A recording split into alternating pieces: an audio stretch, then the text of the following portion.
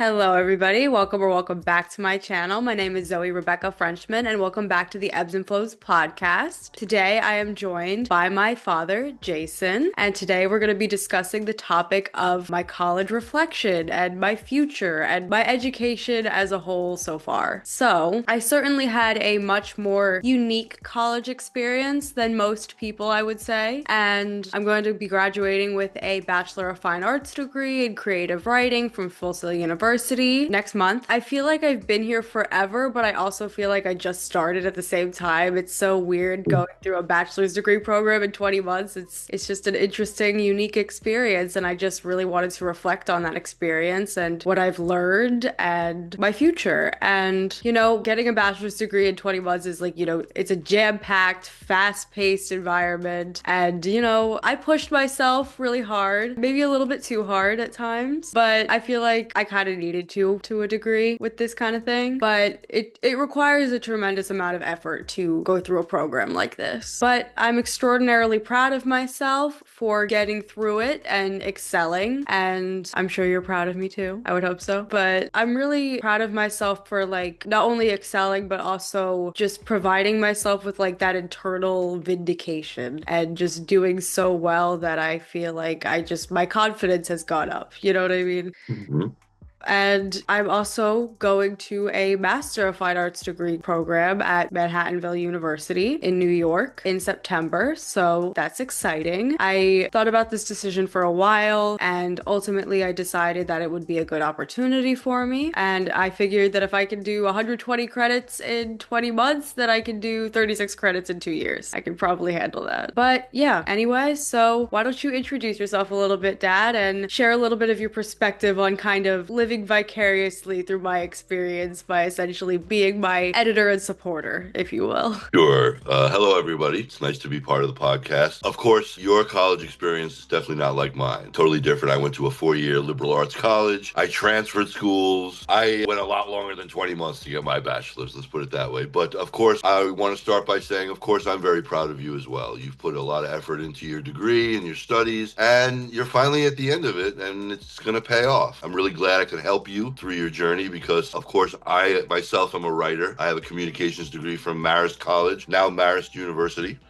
My little school has grown up. I've been working in marketing and communications for 35 years. I'm the senior vice president at Shared Expertise Media. I've been doing that job for about 5 years now. And now over the years, I've learned how to write effectively to get people to engage because that's sort of my job. And that's sort of the through line throughout my 35-year career. So that's what I do, as well as manage my team who are younger than me, and I'm trying to guide them in the right direction, just like I try to guide you. Exactly. Well, obviously, I've tremendously appreciated your help throughout my program, and evidently, I did all of the work myself, but you certainly refined much of my work. All right, well, I'll take that. I'll take that credit. Obviously, the timing is different than the traditional college experience, but what else do you think made your experience at Full Sail unique? Well, as you said, the timing, but a 20-month bachelor's degree program is inherently unique. It's a one-of-a-kind experience. It's accelerated, which means my schoolwork needs to be prioritized first and foremost. Well, self-care actually should take a little bit more priority, but school is up there on my list, you know what I mean? Yeah. But without self-care, I can't do my schoolwork effectively. So without proper self-care, you're bound to struggle with motivation, organization, drive, overall health, and producing your highest quality content. Because it was only 20 months, the structure of the scheduling was interesting. I took 1 to 3 different classes every month, with the most often being 2 classes a month. And Full Sail University, my school, also allows students to do the extended track of their program, but I did the accelerated track. And I didn't receive my schedule for each month until right before the classes started, which I can understand, but it's not the most convenient. I also worked several jobs, miscellaneous jobs throughout the program. I worked as an on-demand fulfillment team member at Target, so I chose my own shifts, and I also worked as a freelancer, and I wrote articles, and I worked as a tour guide at Full Sail for about 10 months until this month. But I also obviously continued to make videos and do random freelance work. Well, you couldn't live without the videos. I could not, no. Why did you choose this a program like this, and was it this specific creative writing program? Yeah, I mean, first of all, I wanted to get it quickly. That was like one of the main reasons I wanted to be done, and I wanted to also kind of, I mean, this is not a great reason, but I wanted to be at the same level as my peers because I didn't start going to college at the same time as them. Mhm. But like those aren't the main reasons. But like I would say the main reasons is because this particular degree program was so versatile and it like covered so many different areas of writing and I really like appreciated that. It seemed like a well-rounded program and from my experience it has been a pretty well-rounded program and I don't know, I've just learned a lot and yeah, All that's right, pretty. well, what classes or instructors or peers or assignments taught you the most during the program? That's a good question. Probably the screenwriting classes were my favorite, and I feel like taught me a lot because I enjoyed them so much that I was so interested in it that when I'm more interested in something, I just feel like I learn more naturally. Mhm. And a lot of the instructors I had in those classes were very helpful and encouraging. And I had a project and portfolio teacher who I really liked, and I was a TA for her for a little bit. So she was a really good resource as well throughout the program, and she taught me a lot. And my classmates, I have a couple classmates that definitely helped me with my revision skills. And I have had a couple like copywriting assignments that I feel like were really helpful, and screenplay assignments, of course, and even like random assignments like resumes and cover letters and stuff like that. That's like just basic stuff that I need to know how to do. So Yep. learning that stuff has been helpful. So after going through such an intense program and all of those different things, do you still want to pursue creative writing? Yeah, I do because Okay. I think I'm really good at it. I wouldn't want to do it if I didn't think I was good at it, if you know what I mean. Yeah. Because why would I pursue something if I thought I sucked at it? Yeah. But sometimes I feel like I don't. Like sometimes I have those low confidence moments where I don't feel as confident about my work, but then I'm like I think about it more deeply and I'm like, You sound like a writer. yeah, I think about it more deeply. Like, you know what? I'm actually pretty good at this, and I need to give myself more credit. Welcome to the world of writing. Yeah. So this was your first experience living away from home. And Yes. when you look back on it, like what was the first thing you did when you moved out and started living on your own? Oh, I have to think about that. What was the first thing I did? I mean, I probably just, I You don't got a know. cat. Yeah, that was what, I mean, we got him, yeah, a few months after we got here. But yeah, that was a big major thing that we did when we first got here, and he changed our lives forever. But I'm trying to think of like when we first got here. That was a while ago. It feels like a while ago, even though it wasn't that long ago. But it was probably just relax in my own apartment and kind of soak it all in. Okay. So now you want to relocate and live in New York. Why? Well, first of all, I was born in New York and my I know family. I was there. Yeah, I know you were there. You're from New York, mom's from New York. My whole family's pretty much from New York. I have a lot of resources there, and that I found I think is going to be very helpful for me because if I went to like Los Angeles, for example, I don't really have resources there. Not as many at least.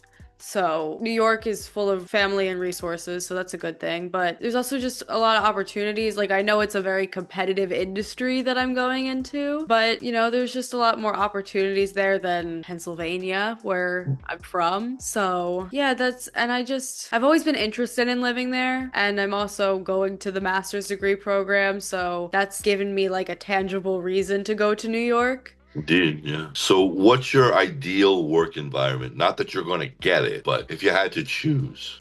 Collaborative, first of all.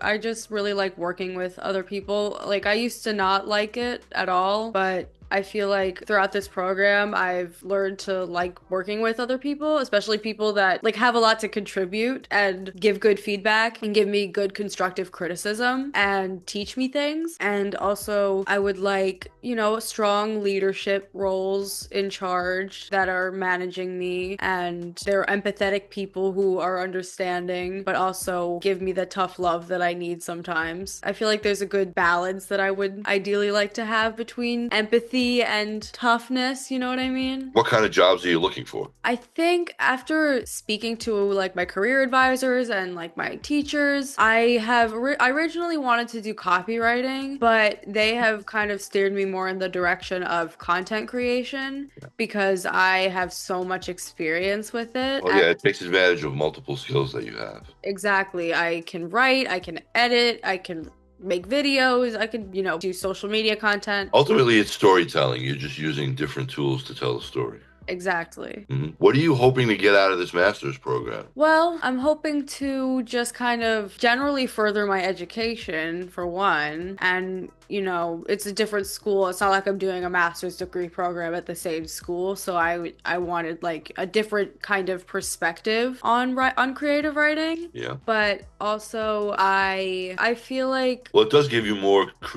First of all, you can ask for more money. yeah, it gives me more opportunities in general. If you wanted to teach, it would give you that opportunity, obviously. Yeah, exactly. That was one of the reasons why I initially wanted to do it. I'm not sure about teaching. I'm kind of like back and Yeah. forth. It gives you options. Exactly, exactly. So now you're facing the life of an adult, and you and your significant other are going to be adulting, living on your own, full-time jobs, all of that stuff. How do you feel about that? It's a little bit anxiety Yeah, provoking. it's not a college student thing anymore. It's like, you're going to be paying your bills, and don't be Working calling us asking us for money, because that's not how it works. Uh-huh, uh-huh. Obviously, we're here for you, but I know you're here to support me, of course. But yes, it's definitely anxiety provoking, but it's also kind of exciting because I've always been really independent. We were talking about this earlier, how I've always been so independent that it's almost to a fault. mm, But because I have always been so independent, like it also excites me to be on my own and doing my own thing. yeah. But it also is, it's nerve-wracking. How's Theo holding up? I don't know. I really can't tell. I think he's a little bit anxious. Yeah, do you think you should know? Maybe you need to check in with Theo. I feel like we need to have a conversation about it, like, because I can't really tell how he's feeling about it because we haven't really like sat down and talked about it. Mhm. So I feel like we need to have that discussion soon. No, have a beer or two. That might help. Yeah. So, what short-term and long-term goals, personal and professional? What are you looking at? Where do you see yourself in 5 years? Where do you see yourself in 10 years? Well, as for my goals, I think that as like I was talking about, I'm moving to New York. So I first of all graduating, moving to New York, trying to find a job in an apartment, need to find a job in an apartment. Those are like Yep. my priorities right now.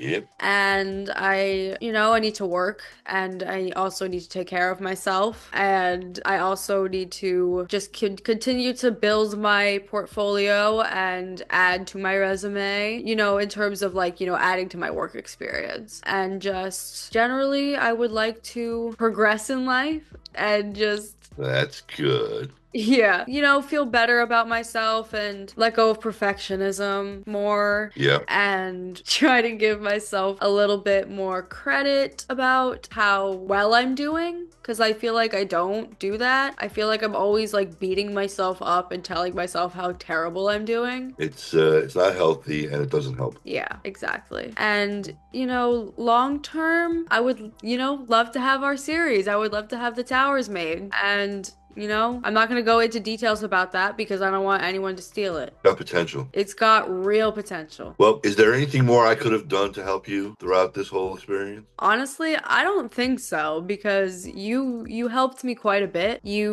Like I said, you were very supportive throughout the program and you helped edit my work a lot. I And should get an honorary degree. stop.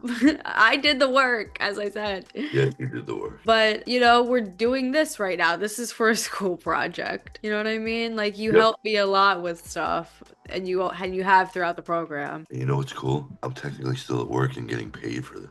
Well, how do you feel about being the parent of a college graduate? It's Soon to be trippy. college graduate, but yeah, It's trippy. It makes me feel kind of old, but this was the goal, right? right.